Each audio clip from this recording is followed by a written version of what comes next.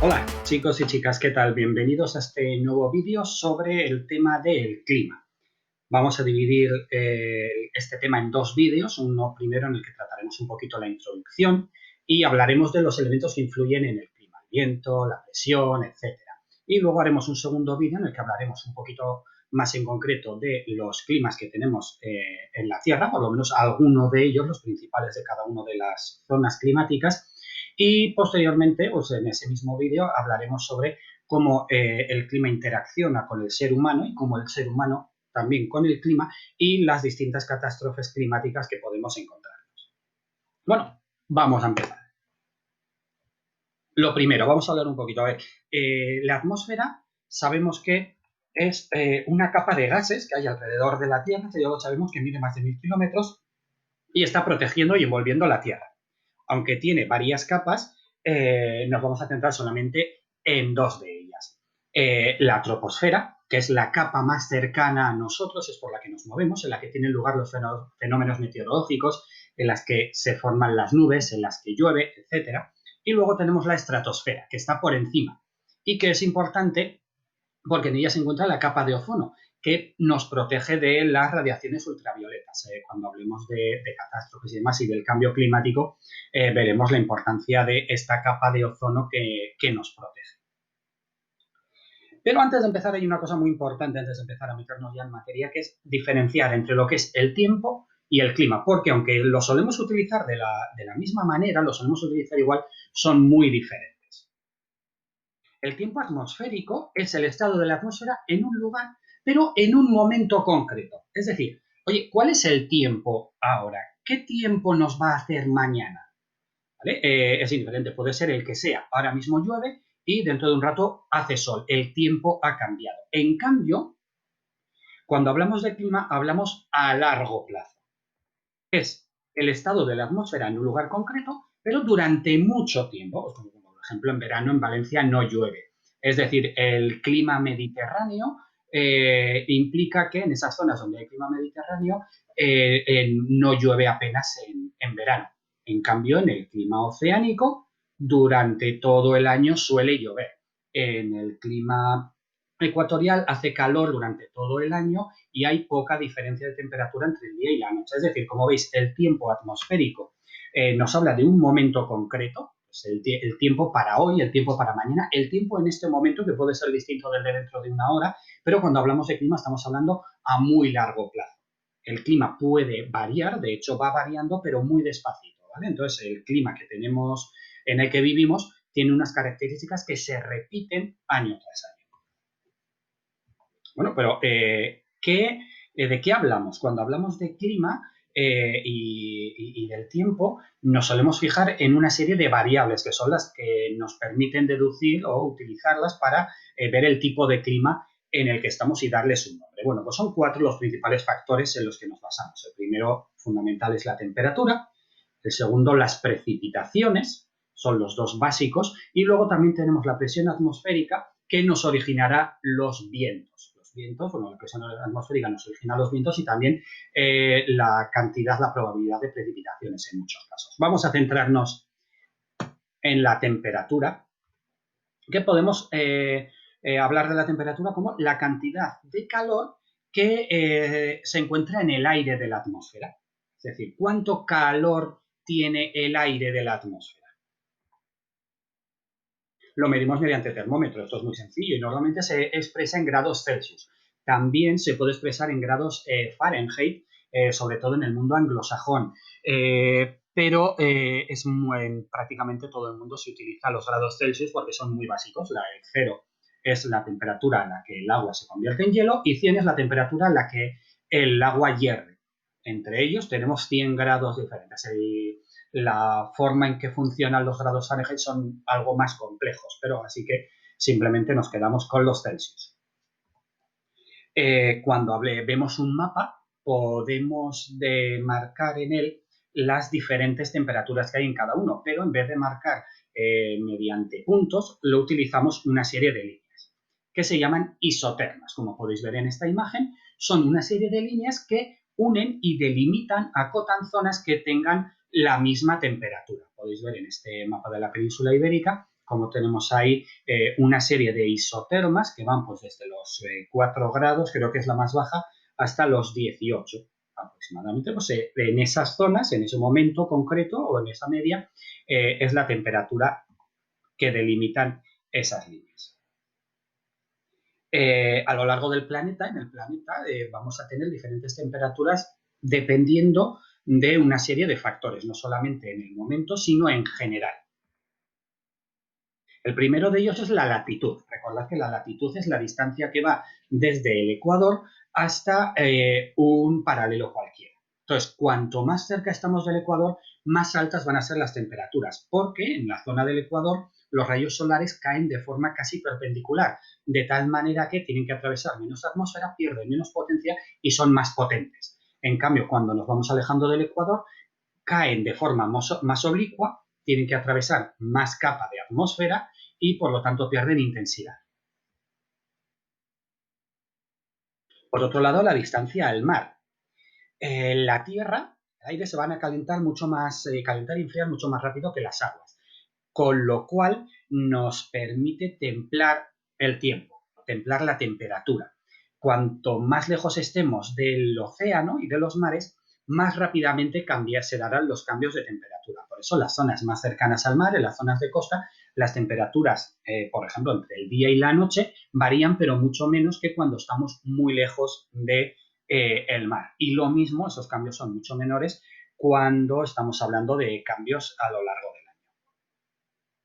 Por último, tenemos la altitud. Ya es fácil deducirlo. Cuanto más ascendemos, más bajan las temperaturas. ¿Cuánto? Pues aproximadamente, no es exacto, pero aproximadamente 0,6 grados cada 100 metros. Si subimos 1000 metros, bajarán aproximadamente unos 6 grados.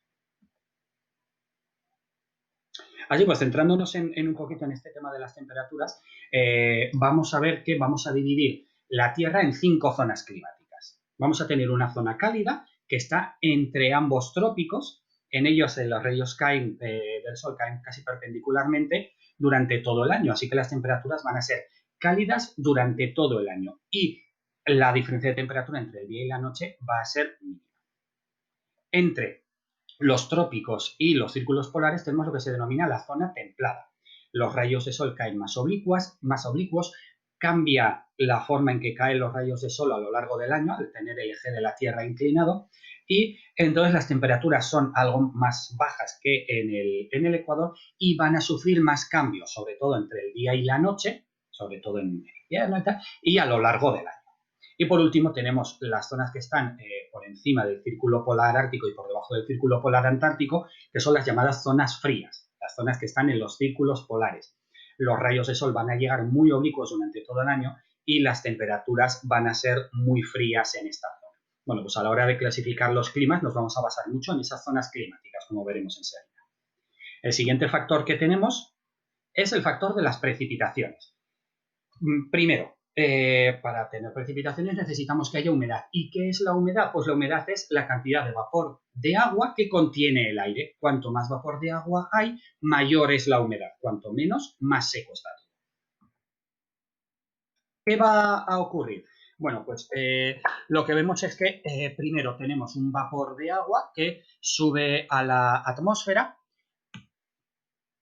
y que está esto un poco pequeño, lo estoy viendo, y que al subir a la atmósfera se va a enfriar. Bueno, pues cuando se va enfriando se va a condensar en pequeñas microgotitas que se van a quedar flotando en el ambiente. Son tan pequeñas que pueden flotar en el ambiente, incluso pues quedándose adheridas a pequeñas partículas de polvo que flotan.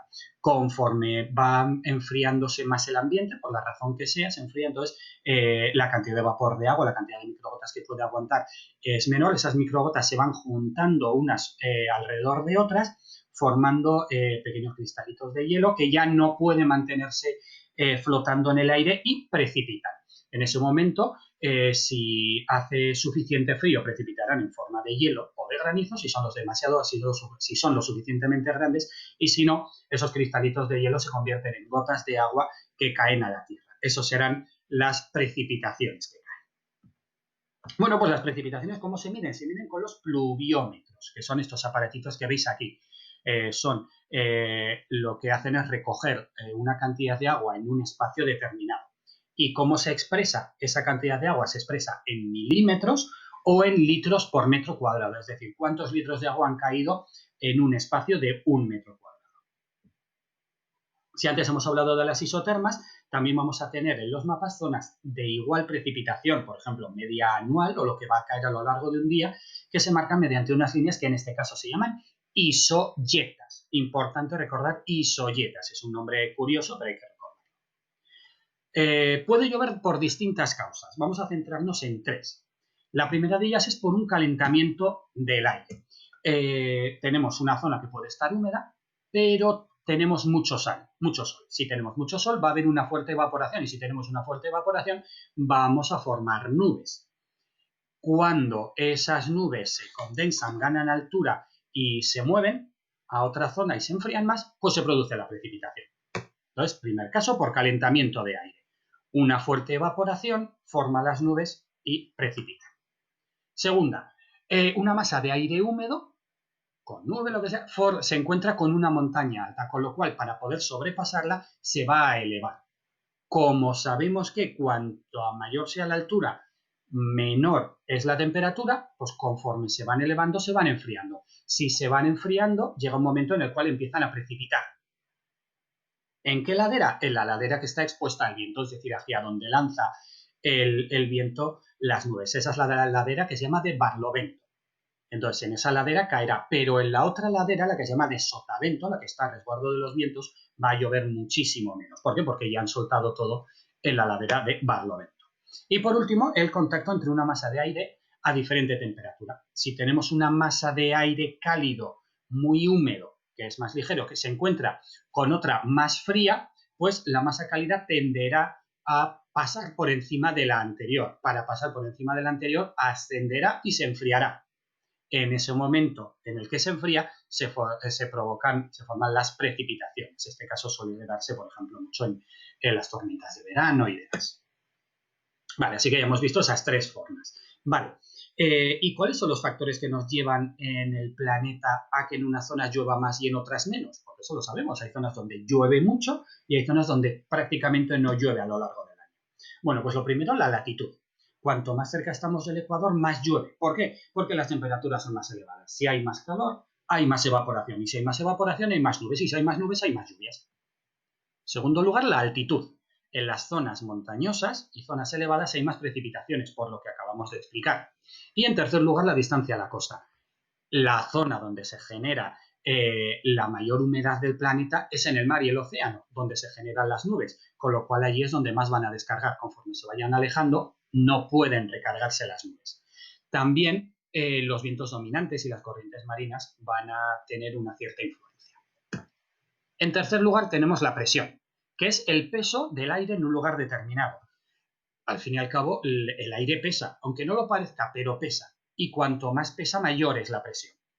Lo vamos a medir mediante unos aparatos llamados barómetros, que seguro que os suenan. Y se van a expresar la cantidad de presión que hay hay 2 sistemas fundamentales. Uno es milibares y el otro es hectopascales, que son las unidades de medida de presión. Nuevamente, las zonas de igual presión de una zona se pueden marcar mediante unas líneas llamadas isobaras, que seguro que os suenan, si alguna vez habéis visto cuando hablan del tiempo que va a hacer al día siguiente, pues siempre nos sacan los mapas de la presión. ¿Por qué? Porque es fundamental a la hora de saber lo que va a ocurrir. La presión en las distintas zonas del planeta va a ser diferente por una serie de factores. El primero, la altitud. En las zonas bajas hay más presión. ¿Por qué? Porque hay más aire. Cuanto más arriba llegamos, menos aire tenemos por encima de nuestras cabezas, con lo cual la presión será menor. Y segundo, por la temperatura de ese aire. El aire cálido pesa menos que el aire frío y por lo tanto ejercerá menos presión. Así que como veis, cuanto más arriba estamos, menor es la presión. Si os fijáis en el dibujito que tenemos a la izquierda, veis como la presión normal a nivel del mar es de 1013 milibares. Conforme vamos subiendo, esa presión normal va disminuyendo y de que va a depender también, aparte de la altura, de cómo esté de caliente el aire. Cuanto más cálido, menos pesará, menor la presión.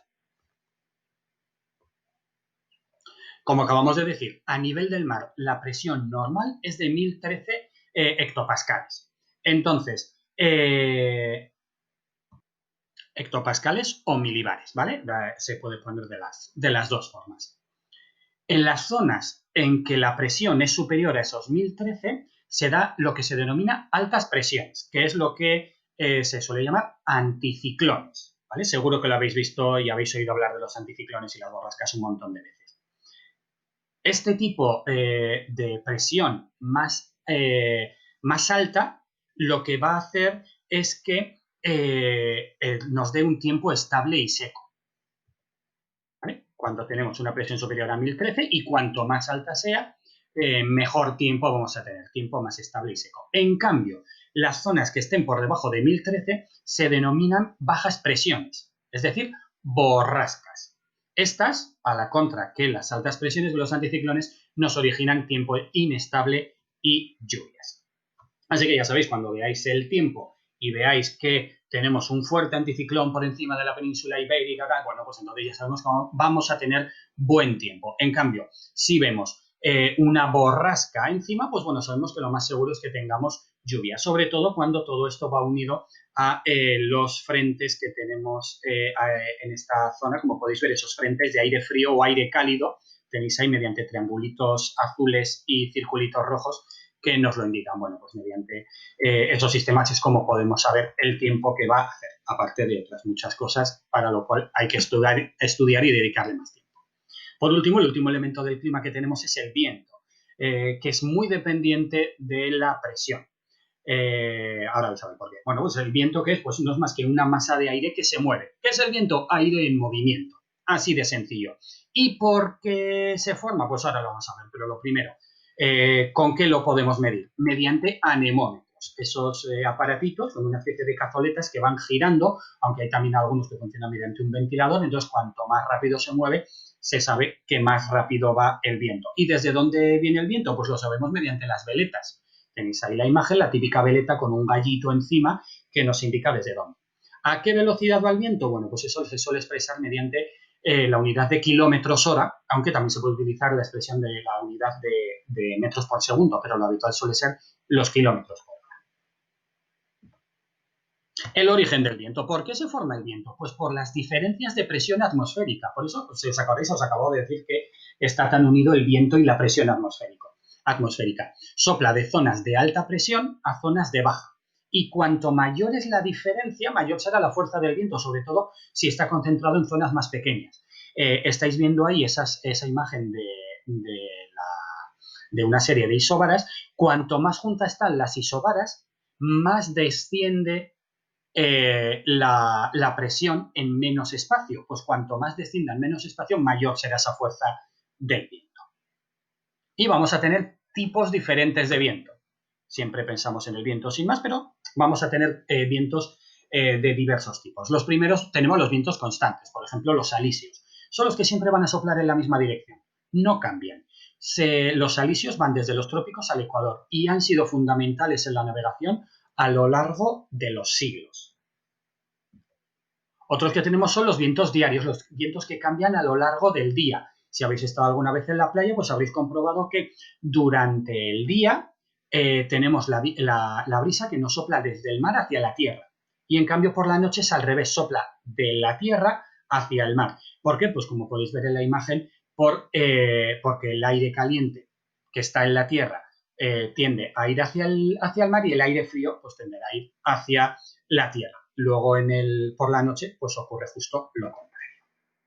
Tenemos también vientos locales, por ejemplo, en Navarra siempre se habla del cierzo en el Valle del Ebro, o en Andalucía siempre se habla del viento de levante. Tenéis ahí ese mapa meteorológico en el cual nos indica perfectamente en la zona del Valle del Ebro ese viento del cierzo. Es decir, vientos que siempre soplan en la misma zona.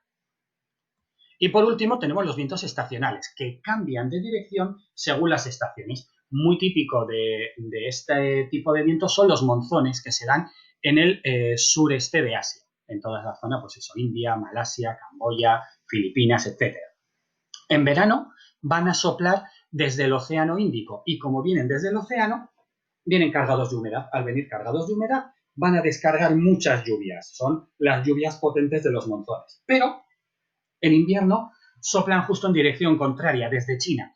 Al venir desde el continente son vientos que llegan muy secos y por lo tanto nos traen un tiempo seco y estable.